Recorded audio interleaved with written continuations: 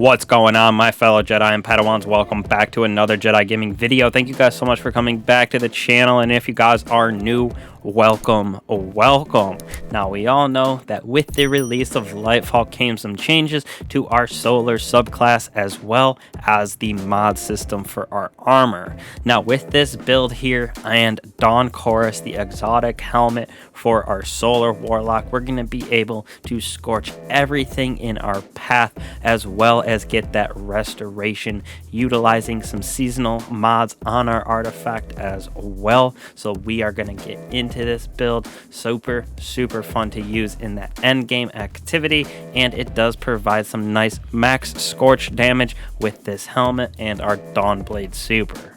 So starting out right here for our abilities, aspects, and fragments, we are going with our Daybreak and Dawn Blade to correspond with our Dawn Chorus exotic helmet, giving that projectiles extra Scorch burn, and this is where we get our damage on those bosses. Now for these abilities, I am going to use our Phoenix Dive, so we can dive to give us Cure, plus we have Heat Rises, which is one of our aspects. We dive to create restoration for ourselves and apply Scorch to targets, which we have that increase because of the helmet as well. Now for our jump, you can really use whatever. I personally went with Burst Glide on this build, and same with your melee. You could choose Incinerator Snaps if you want, but I personally like Celestial Fire with this build, partially because of Heat Rises, which you will see in a second.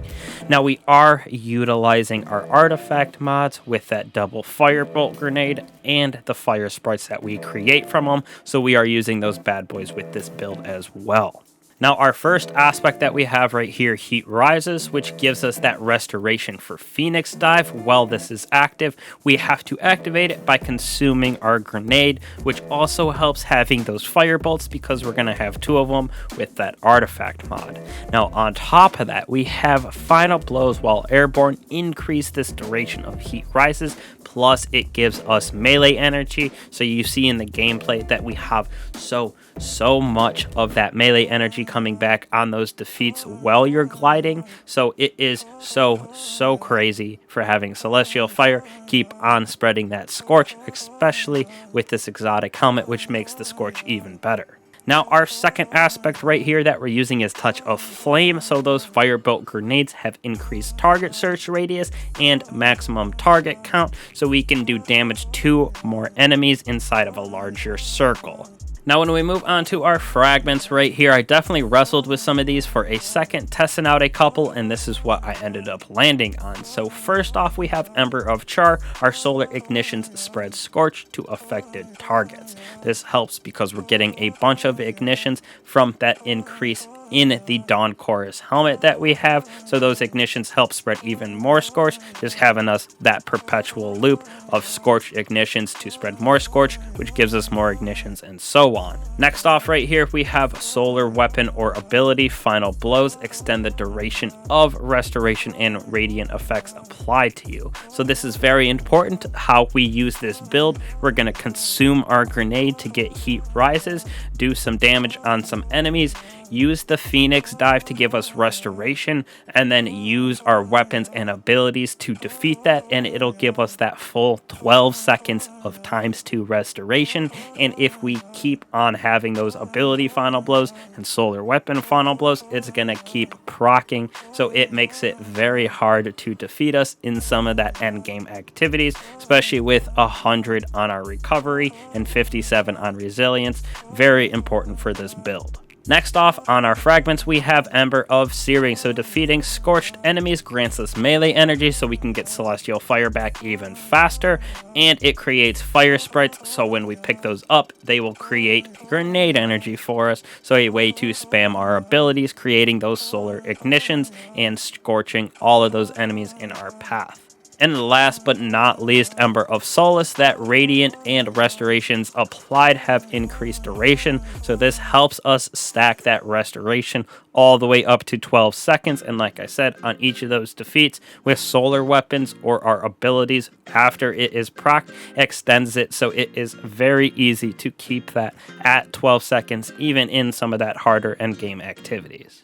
Now, when we move on to our weapons, I had a few choices here. So first off, I went with Witherhoard in our primary slot. Just seemed like the best for this build, so we could throw that and then continuously do damage with our other weapons, as well as that Scorch from our abilities, and just tick damage in general makes this that max damage build. Now, first off, I went with the Amit AR2 right here with Ambitious and Incandescent. The first reason I went with this instead of something like Callous Mini Tool is its range. Now, because we're using that Heat Rises to consume our grenade and then use our Phoenix Dive to get Restoration procced, as well as when we're in the air, we have our melee come back faster. I wanted something that we could reach out and do a little bit more damage than something like the Callous Mini Tool, so that's why I went with this Amit AR2. You could also go with something like the BXR Battler or another auto rifle, pulse rifle that is solar in this slot, so you can do that damage from a little bit farther distance. Now, last on this list, we are using Cry Mutiny. Now, this has Vorpal weapon as well as demo, so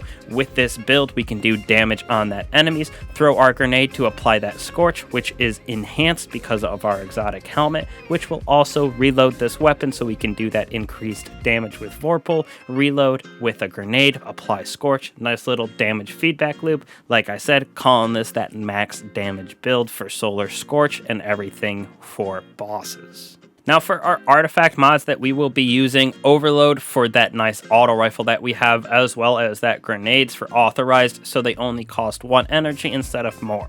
Next off, we have that Solar Surge. Collecting fire sprites gives us armor charge, which we use in our armor mods you will see in a second. Now, the two most important that we are using is Flare Up as well as Rain of Fire Bolts. So Flare Up, that fire bolts apply more Scorch stacks. Damaging a combatant with a fire bolt also spawns those fire sprites, which are giving us that armor charge, and they give us grenade energy when we pick them up. And then on top of that, we have Rain of Fire Bolts, like I said, which gives us that second charge, so it helps with Demolitionist, plus everything that we have in Scorch with that helmet in a second here. That helmet that I am talking about is the Dawn Chorus with the Rites of Ember. Your Daybreak projectiles cause targets to Scorch on contact. All of our Scorch effects deal more damage, and you gain a small amount of melee energy each time you Scorch effect damages a target. So this also helps get our Celestial Fire back a little bit faster. Plus, that Scorch on bosses can cause ignitions. We can use it to stun unstoppable champions, and just that max damage of this helmet with our Daybreak and all of the Scorch that we're applying with that Cry Mutiny and Vorpal is very good for that endgame activity, wiping bosses and champions off the map. Now, for our mods, we're going to be using assets to assets. So first, when we get those defeats with our grenade, we're going to generate super energy, allowing us to have that Dawn Blade even more often.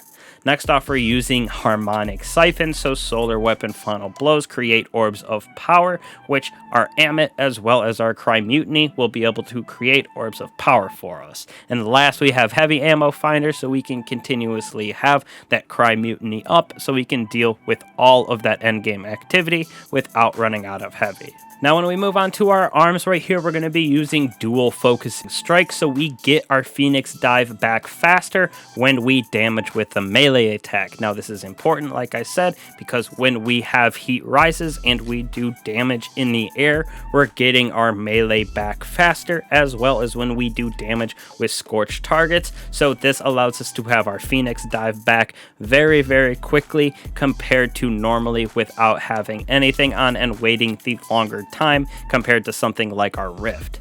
Now, we're also going to be using Grenade Kickstarter, so that armor charge that we're getting via our fire sprites as well as our Orbs of Power are going to help us give our grenade back when we fully expend that energy, and it does work even having the double firebolt grenades, so we get about half of it back when we have that full armor charge.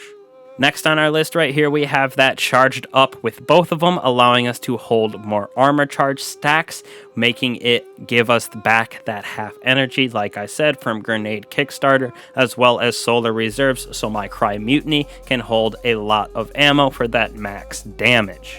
Next on our boots, I played around with these a little bit as well and ended up with Innervation as well as double insulation. So when we pick up those orbs of power, Innervation is going to give us our grenade energy back, as well as insulation, we're going to get our ability back, so our Phoenix Dive. This just helps allow us to have that ability spam and keep restoration procced continuously with this build, especially that endgame activity. It feels very, very good. And last but not least, with our class item, I have Reaper. So when we use our Phoenix Dive, we're going to get Orb of Power on our next weapon final defeat. That works with Wither Horde or our 2 solar weapons. We're also activating Bomber when we use our Phoenix Dive, allowing us to get a chunk of that grenade energy back as well, giving us that nice feedback loop of having our grenades and melees consistently while being in the air and getting those defeats. And Heat Rises is activated. You can see how fast we get our melee back, allowing us to spam our melee, which gives us our Phoenix Dive back quickly, activating our armor mods, giving us our bomber back, and grenade with activating Phoenix Dive, and all of the Scorches that we're applying makes this the king of Scorch damage for the PvE realm on our Warlock. I know people have been loving these Sun Bracers as well as Starfire Protocol, but this is a very good build and a sleeper in my opinion for that Solar Warlock, so definitely give it a try. Like I said, definitely the way to use it is to consume your grenade first, especially since we have 2 of them. You consume your grenade, do some damage on your enemies, use your Phoenix Dive to proc that Scorch as well as restoration, and then use your other grenade and your abilities to get those defeats, which stacks our restoration all the way up to times 12, and then you can basically continuously have that going on with your weapon final blows that are solar, so our Cry Mutiny and our Amit, as well as our grenades that we're getting back super fast, as well as our melee. Like I said, floating around, getting those defeats gives us that back, as well as getting final blows on Scorch targets. And with this, you can see Scorch is absolutely everywhere, so melee regen is insane, and we have that 100 discipline, so we are getting grenades back faster. Just like I said, max damage, max ability spam for our Solar Warlock here. Very fun build.